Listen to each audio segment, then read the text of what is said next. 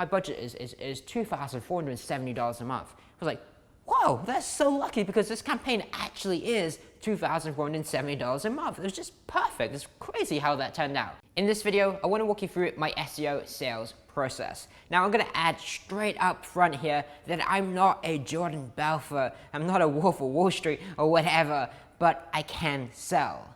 I am a weird, socially awkward computer nerd, but I can sell with ease. And we're talking SEO services starting at thousands of dollars a month on 12-month contracts. I can sell because I know what I'm doing, I'm confident, and I have the process I'm about to share with you today. I'm not some slick, hotshot sales guy. I don't get on the phone and sound super smooth or anything like that. I just know what I'm doing and follow this process. So let me walk you through my sales process for SEO services. Well, it starts off really simple. We send some emails and I get them on the phone as quickly as I possibly can if, and only if, I believe they're a good fit. So if they're emailing me and say I have a budget of $1,000 a month, well, go find someone else because I don't touch $1,000 a month budget, right? But if I think they're a good fit, then immediately I want to get on the phone with them as quickly as I possibly can. Now, if you watched my video before on cold emailing, then I send them a video first to add some value, warm them up, and this makes sales significantly easier for cold traffic. But after that, we send them an email and we get them on the phone. And this is where our interaction changes from marketing to sales. As soon as we're on the phone, we have a qualification call, which is where I qualify them to figure out if I can help them and if I want to work with them. If I do, which isn't always, many of you starting out will say that I want to work with anyone. Anyone that will give me money, I will take that money. But you don't actually want to work with everyone because some people are annoying to work with, some people aren't a good fit for SEO services, some people don't have a good budget, and some people just aren't in your area of expertise, so you don't want to work with everyone. So you qualify them, who exactly do I want to work with? Out of those people that are a good fit, you offer to put together a plan for them, aka a proposal for how they can increase their organic traffic, aka do SEO. Right? So you offer a plan, they say yes, everyone says yes to this, then you get on another call in about 3 to 4 days time once you put together this proposal, and you go through the plan, you go through the proposal. If they're interested, they buy at the closing time when you get through the whole thing, and you say, okay, here's your pricing, here's what it's going to cost to do this for you, here's what you have to invest to make this happen. If they're interested, they buy. If they're not interested, they say they're going to think about it. And then if they say they're going to think about it, because not everyone's going to buy there and then anyway, then you schedule another call to follow up, or you just email them afterwards and follow up and just see what they're thinking, okay? That is it. It is the easiest sales process ever, but there's a few distinct things that you probably noticed already. They're a little bit different to how most people do things, so that's what I want to explain and break down in this video. Go through step-by-step detail of how exactly I take an email lead and get them on the phone and close them on tens of thousands, if not six figures worth of SEO services. Starting with the qualification call. This is call number 1. This call takes anywhere from, in many cases, just 10 minutes all the way up to 15, 20 minutes or so at the really upper end of that. And all we're looking to do here again is qualify them and figure out if we can help them and how we can help them. So how exactly do you qualify them? How do you determine if you can help someone? Well, here's a great question for you. You probably don't want to lead with it, but you certainly want to include it, is what is your budget?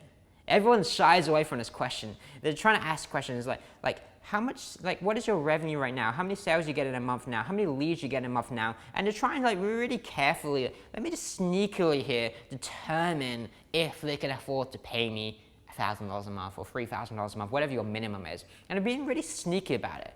Do you know what the best approach to do is? Hey, what is your budget, by the way?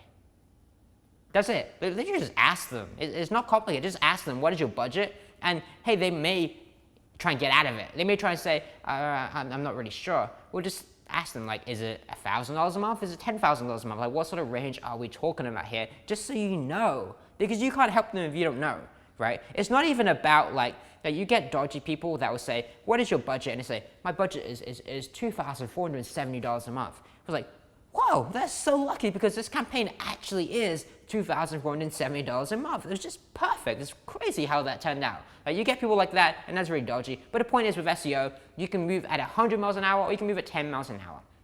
If that budget is $5,000 a month, we can move faster with this campaign. If it's $1,000 a month, hey, maybe we can't work together altogether, or maybe we can, but we're gonna have to drag this campaign out, and it's gonna be much, much slower. So it determines the actual campaign. So just ask them the budget and explain this if they ask. It's not complicated whatsoever, all right?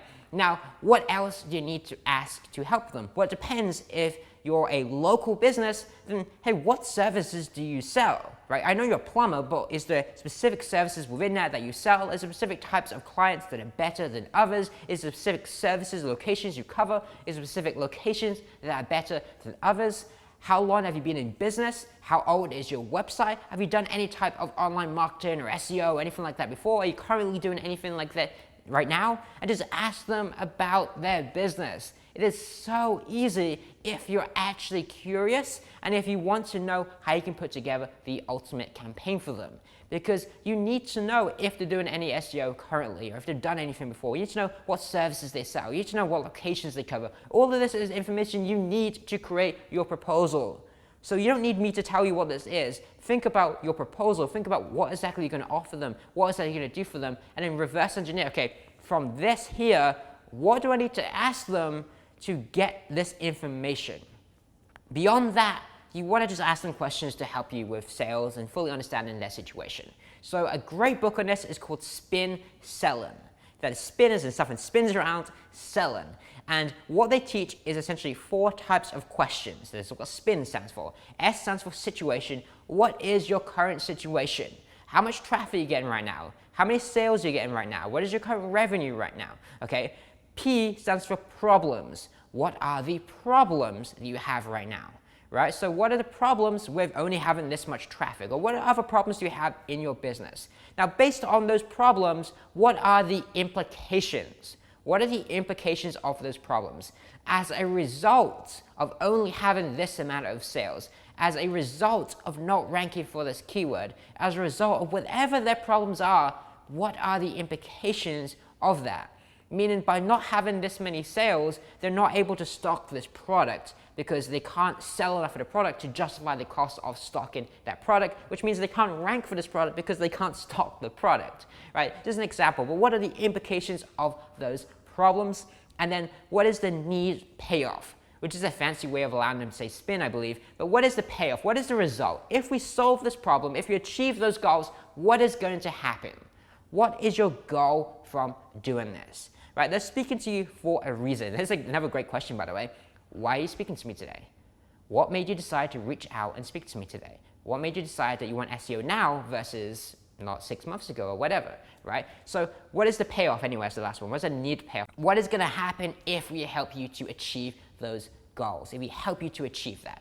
And this is, again, your qualification call. You ask them a bunch of questions like this. You spend 5, 10, 15, 20 minutes on this. At the end of it, and by the way, this is conversational as well. Don't just interview them. So question 1, okay. Question 2, okay. Question 3, don't do too professional or anything like that. Just have a conversation with them and listen. That's all it is. Just listen to them. Not like me now where I'm just ranting and raving. Just listen to what they say. It's so, so easy.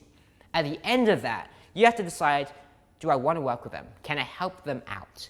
And can you help them means, are they in your area of expertise, and is their budget and mindset aligned with the type of clients you want to work with? Again, don't work with everyone. If they're a great fit, here's what you say to them. All right, so based on what you've said so far, this sounds like a perfect fit to work together. If you're interested, I'd love to put together a plan for you showing you exactly how you can increase your organic search traffic over the next 12 months, aka 12-month contract. Would you like me to go ahead and put that together, and we can schedule another call in 3 or 4 days' time? Right, something like that. Very, very simple. Again, I made it up off the top of my head, but that's basically along the lines of what I say at the time. Everyone, I repeat that, everyone says yes to this. I've never had a single person. I've had calls where the call was weird and awkward. We just didn't resonate. We didn't get along, but they still seem like a good fit. and maybe it was just my inability to kind of resonate on that first call, but they still said yes, right? I offered them the plans, like, let's just try it out. It's a little awkward, but let's just try it out. They still said yes, even though the call is awkward, because everyone says yes at this point, because it's sure as heck easier to say yes than it is to say no, and there's no downside to them because it is free. You're not offering them to pay you money for a proposal, you're just saying, hey, would you like to see a plan of how you can tap into this? They've already invested into a 10-15 minute call at this point, they will say yes. Now that doesn't mean that 100% of people that say yes will actually turn up to the proposal call. You're gonna have no shows, you have to reschedule, and some people would never show. So you put together that proposal for them, you put research into this, plan into this, time into this, and they never actually see it unless you just email to them, and then they're probably not gonna buy it anyway. So that's gonna happen anyway, but at this point, at least on the call, 100% of people will say yes if you offer it to them. And then here's what you do. You schedule in a call for about 3 or 4 days time, however long it takes you to put together the proposal, but ideally, the sooner the better. And you schedule that call in, so if it's a Monday, today, then hey, let's schedule a call on Thursday. Let's do the same time because it's easier, there's no schedule hassle. Is that a good time for you? Yes? Okay, great, I'll see you then. Is there anything you need to know from me before I go ahead and do that? And just something like that, just to double check that there's nothing that you need to know. And beyond that, okay, let's schedule a call. I'm gonna call you at this number, at this time, on this day. I'm gonna go through the plan. Can you be near a computer so I can walk you through the plan? Or preferably for me these days, just Zoom, right? We just do it on Zoom and I can walk you through the whole plan there and then. Is that great? Cool. See you then. Done. All right. Qualification call, done. Next call, okay?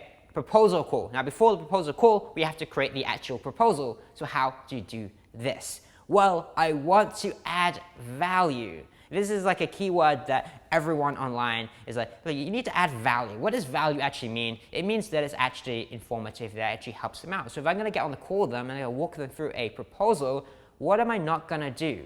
I'm not gonna get on the phone and just say, yeah, we're gonna do SEO. Here's our price.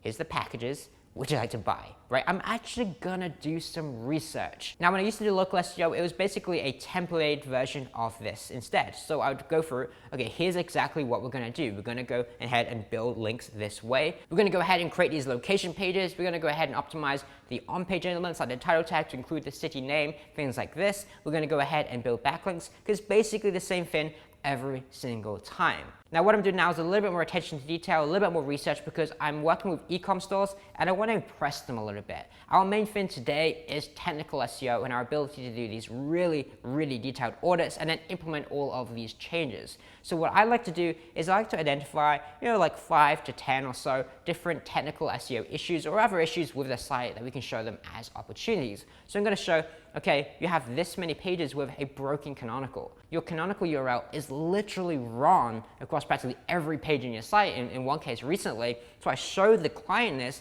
and it's like, wow, this guy knows what he's doing. And more importantly, how the heck did my last agency I've been working with for the past few months not tell me about this? Right? I'm also just going to show them little things like, oh, by the way, did you know that there's a broken URL in your nav bar that's been there literally forever? It's hidden, you can't see it, but it's been there on every single one of your pages. It's just a waste of crawl budget just having this stupid broken link there, right? And I'm also going to go into specific categories and say, okay, there's all these opportunities here on your category pages that you're not targeting all these different keywords because they're not optimized the title tag, the H1F for all these keyword variations there. Or you don't have subcategories for all these different keywords or whatever. I'm going to do some actual research. I'm not going to tell you how to do this because if you're selling SEO services and you don't know what the problems are with the client's site, then you have no right to be selling SEO services. If you don't understand anything I just said and you plan on selling e-commerce SEO, then don't sell e-commerce SEO because you're not qualified to do it yet. So essentially, do some research, highlight the problems, identify the solutions, and show this research to them. It's that simple. Now you can template this. Again, if it's always Shopify stores, I'm going to template this and basically show them the same thing every single time and just slightly do a little bit more research to show them here's the specific issues for your site. You can do the same thing for local clients. But show them what exactly you're going to do for them. I call this the educated close because I'm educating them to sell to them. They're coming to me, the same situation as if I go to a dentist or something like that. And a dentist is going to do what? They're going to do a scan of my teeth. They're going to look at my teeth. They're going to open up my mouth and look at my teeth and everything like that. And they're going to tell me, okay, here's your problem. And that's what I do with SEO.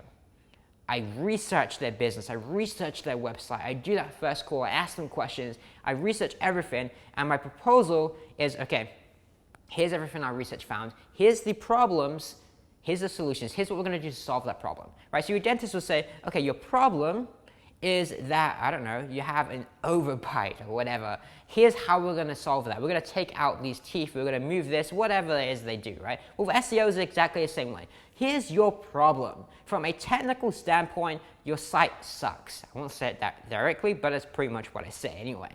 Here's why. Here's all the actual specific problems that you have that lead to this site sucking from a technical perspective.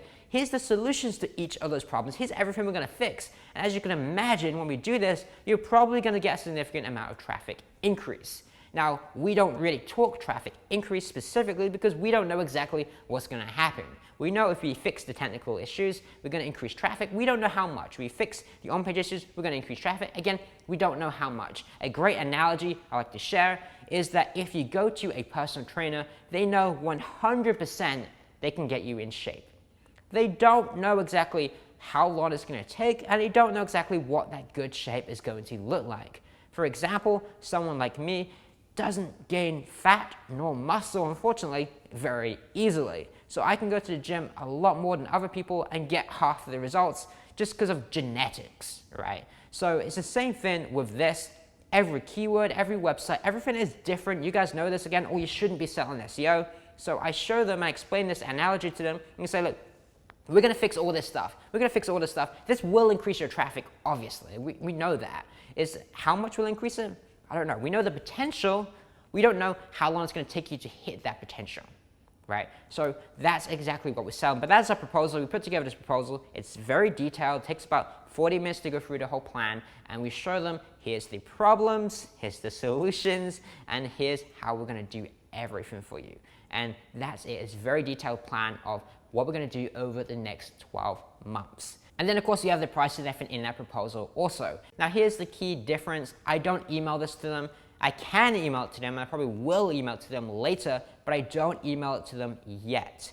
Instead, this is on some sort of web-based thing, so it can be on Google Slides, or you can do like a web page or something like that, which I used to do and works really, really well. Also, just because it looks really cool, right? So I don't email this to them. Instead, I get on a call, and usually these days, always these days, it's Zoom.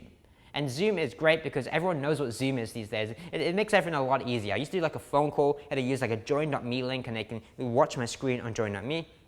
These days, it's like, hey, let's just jump on a Zoom call. And they're like, oh, okay, cool, Zoom. Everyone knows Zoom for whatever reason. It makes everything a lot easier for us. All right, so we jump on a Zoom call, and here's what I do. I share my screen, and I say, okay, let me walk you through this plan. Now, certain slides of this proposal, I will completely skip. They don't need to read a lot of information about like who I am and what my agency is. I might briefly like mention, okay, here's my agency, here's some team members and stuff like that, here's what we do, blah, blah, blah. But I'm not going to go too much detail in that. Instead, I'm going to go straight into, okay, here's the plan. Here's the problems, again, before, here's the solutions, how we're going to solve those problems, here's our goal of the campaign. I'm going to go straight into that because that's the exciting bit, and that's where I get to show off. By the time anyone goes through this proposal with me, they don't doubt whatsoever that I have the ability to get them results, because I do. I genuinely believe that, and they know that by listening to me, and they know that by seeing me highlight all these problems and showing them the opportunities, especially when they already have SEO agencies or they work with SEO agencies before, and they didn't tell them this. Right? These are active issues on the site that they don't know about, their agency currently doesn't know about, but I know about, okay? So it shows. So we go through this whole thing. It takes about 30-40 minutes to go through all those problems, opportunities, the whole plan basically. Then we get to the price. And again, this is where people go, and you're like, sorry, what did you say? Because they freak out. They absolutely freak out when it gets to closing the deal. And it is so easy because you don't actually need to sell. You don't need to be a Grant Cardone pushy sales guy with tons of objection handlers or anything like that. It just isn't necessary for high ticket services like SEO. In fact, I'd argue that it's less effective. I would argue that it's more effective to not be pushy whatsoever, to reverse sell or pull back or whatever you want to call that, and just let them decide themselves. It is way more effective to do that. So here's what you do. You go through your whole plan you get to the price and you break down the price. Okay, here's exactly how our pricing works, whether it's based on an hourly rate or however you want to put that together. But here's our pricing for the next 12 months of this campaign. It's going to be this amount per month on average. Explain however it works for us. It's hourly, so we break down, here's how the hours are going to go into all these different areas of the campaign each individual month. Here's the link budget, which is going to be on top of this. And we explain all of that very, very clearly. And then you simply ask them, hey, when would you like to get started with this campaign? And I would usually just say to them straight up, like, hey, so what I'm going to do is I'm going to send this over to you. You can have a think about this. I'm not going to press you and stuff like that. We don't need to. And you can let me know when you're ready to get started. And I do something like that because that is the antithesis of typical sales, where it's like, I need your money, please hire me, blah, blah, blah, blah. It's like, I don't care. I really, really do not care. If you hire me, that is awesome. I would love to work with you. I would love to get you some amazing results. If you don't hire me, dude, that's great. There's someone else will hire me. Like, I'm not desperate for your money. And that shows, and it makes sales significantly easier. Now, the truth is, I'm not obviously telling them that, but it shows through my intentions, it shows through my communication. You can't really fake that, unfortunately. I don't think you can fake it. I tried to fake that when I started off, and I think it works a little bit, but not as well as when you have the real thing. Okay, so you can try and fake that, but really you have to train yourself to not be so attached. I think that's what it is. It's not necessarily that you don't need the money, it's that you're not attached to the client, because you know that they need you more than you need them, right? There's not many good SEOs that can get them amazing results, but there is a heck of a lot of businesses out there that can afford $3,000 a month or whatever it is. It's just not that difficult to find business like that. So when you understand that, when you switch from a scarcity mindset to an abundance mindset, it becomes extremely easy because you have the confidence. But that's it. So you get to the closing and you just I just tell them, hey, let me send this over to you. You can have a think about this and let me know when you'd like to go ahead with it. And what's happened so far, again, with this new agency, it's 2 clients, but obviously one of them is 2 businesses in one. And both of them signed up practically there and then on the same day. They didn't actually sign the contract on that same day, didn't send the money on the same day. I think one of them did actually. But for the most part, they basically email me back afterwards and say, hey, we'd like to go ahead with this, essentially. So that actually works because it's, I think you can call it takeaway selling, where if they say to me, hey, I think this is a little bit expensive for me, then okay, maybe it is. Maybe this isn't the right plan for you. Would you like me to refer you to someone else? Right? If they say to you that they're not sure if this is the best idea or whatever, then hey, maybe this is not right for you, right? I'm not trying to convince them. Here's what I got. If you want it, buy it. If you don't want it, dude, that's fine. We don't need to work together. There's plenty of businesses you can work with. I'm just showing you what we can do for you, what I believe will work for you. And if you like this plan, let's take this plan. Let's roll with this. Let's make you some money. Let's do this. If you don't want to, dude, that's fine. It's okay. I don't need the money. You don't need to work with me. This is your choice. So you just have to think about it and let me know what you think is the best decision for you. That is my sales process. And I just like that non-pushy approach. I just think it works very, very well. In the past, I used to try and teach people, here's how to handle objections and stuff. And to a degree, you kind of have to. If they say to you, I'm not sure because you're not based locally and there's local people, and you can kind of address that as an objective, and you can kind of try and sell yourself a little bit and address that when you mention it. But I like to address this up front. They already know that I'm not local. So I'm mentioning, oh, by the way, we're not local. We're a remote working team, and this is awesome. Here's an advantage of working with us. We're a remote working team, so we have the best talent in the world. Where everyone that's local is stuck with, okay, who can I hire locally? We can hire from any country in the world, any city in the world. We have the best talent in the world at our disposal because we're not limited by a single location. So it's not that I'm not handling objections, it's that I'm pre-handling objections. I know every objection that's going to come up. I've already addressed it in the proposal. I've already addressed it in the communication before we even get to it. So by the time it gets to purchasing, there is no objections. They're either they want to buy or they don't want to buy. That's it. Maybe the price is too high for them. That's the only real objection they can have at this point. And if the price is too high for them, go hire someone else. I don't need their business. That I want to do anything about that. That's my sales approach. You can take that as you will, which again is my sales approach the same way, which is this is what I do. Take it. If you don't want it, then do something else, or take what you want from it. I've already shared with you for free. It's fine. I don't really care. Right? That's how I sell, and that's pretty much how I do everything. Now, if all this works out, they're going to say, yes, I'd like to hire you. Yes, let's do this. And you're like, great, cool, let's do this. I'm excited to work together. And then off the phone, you do a little dance and you celebrate, but that's pretty much it. Now, here's what you do next. You send them a contract or an agreement. And again, I would suggest doing 12-month contracts because it's better, and because I saw no real downsides of doing that. The sales are basically the same, and I have a 12-month contract versus a 1-month verbal agreement, a 1-month payment, right? So here's what you do. You create a contract. I'm using PandaDoc for this, and it's free, at least for the basic version, it's free. You upload a PDF document, that's a contract basically, and then you send that over to them, and it's a 12-month contract. And how exactly do you write that? Well, you pay a lawyer ideally, or you just use some free template off the internet and just hope that it's good enough and it holds up. If you ever have to use it, you probably won't anyway. It's more of a getting them to commit to it more than anything else sort of thing. But you send them the contract next. That is the next step. Once they sign the contract, then you send them an invoice and whatever payment information you want to use. So I allow them to basically choose. I send them an invoice, so a proper VAT invoice, because I'm a UK company and everything like that, so it matters in Europe. I send them an invoice, and they decide, do you want to pay by bank transfer? Here's my bank details. Or do you want to pay by like credit card,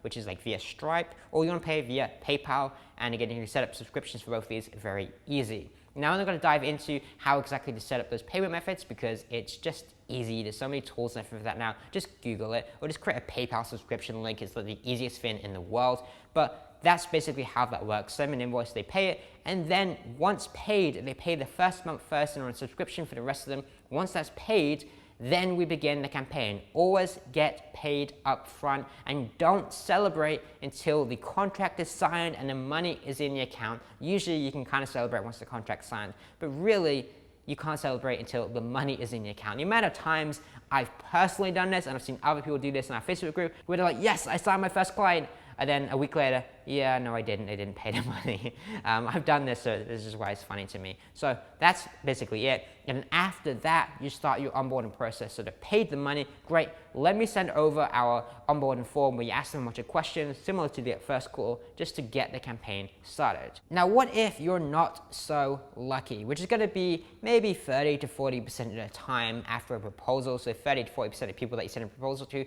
won't buy. Put that another way, 60 to 70% of people that you do send a proposal to will buy, but 30, 40 won't. So what do you do for those people? Well, you follow up.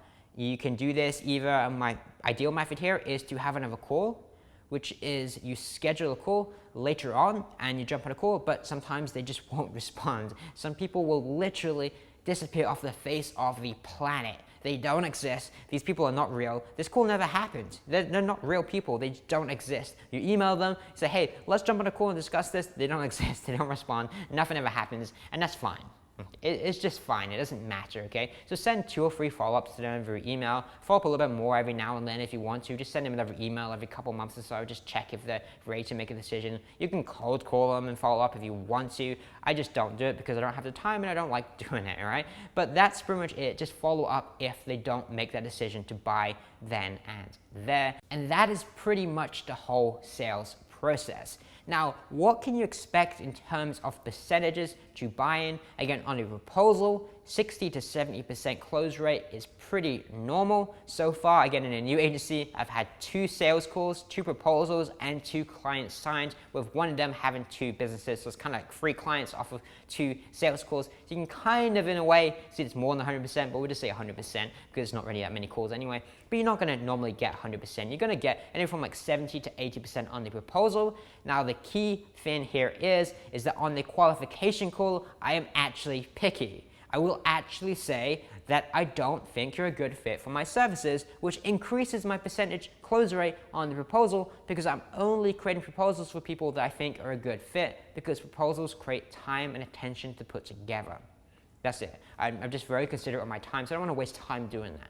So the actual close rate is very high, but what you're looking at is, hey, maybe 30% of people that you put together a qualification call with, maybe 30% of those people aren't going to get proposal because they're not a good fit for your service. Or maybe 20% of them, or whatever, it doesn't matter. It depends exactly on where your leads are coming from. If it's from your website, something like that, I'll immediately eliminate anyone that doesn't have the budget. I just ask them straight up, what's your budget? Oh, you don't have the budget for this? Okay, gone. Like, we're not even getting on the phone, right? Done, dealt with beforehand. If I don't know the budget, then maybe get on the phone real quickly and just figure out. If they don't have the budget, they don't seem like a good fit, again, gone. But the actual proposal itself is very high.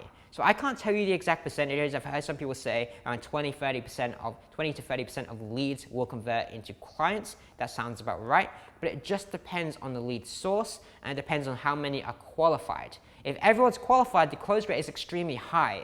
The problem is not everyone is qualified, so it's simply about establishing who is and who isn't qualified for your services and then attempting to close them.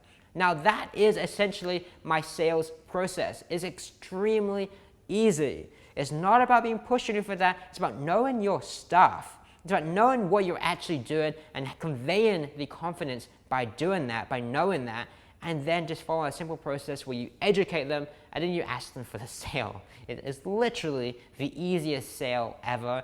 It's just not complicated if, again, here's the big if you know what you're doing. Because if you don't know what you're doing, then you don't have any confidence and you sound needy and you sound like you really need their money. It's not gonna work. It just doesn't work. When you need their money and when you don't know what you're doing, sales sucks. When you know what you're doing, when you're confident and you don't need them because you have an abundance mindset. You may want the money, you may need the money, but you don't need their money. You need someone's money, sure, but you don't need their money. There's plenty of other clients that can give that money to you. When you have that abundance mindset, which usually just comes from actually not needing the money, it makes it a lot easier, then sales is significantly easier. I'm not saying you're gonna start that way, but you will get that way, and as you improve, as you do this more, you get more confident at speaking anyway, and as you improve and land more clients and don't need the money so much, you're gonna get better at sales that way also.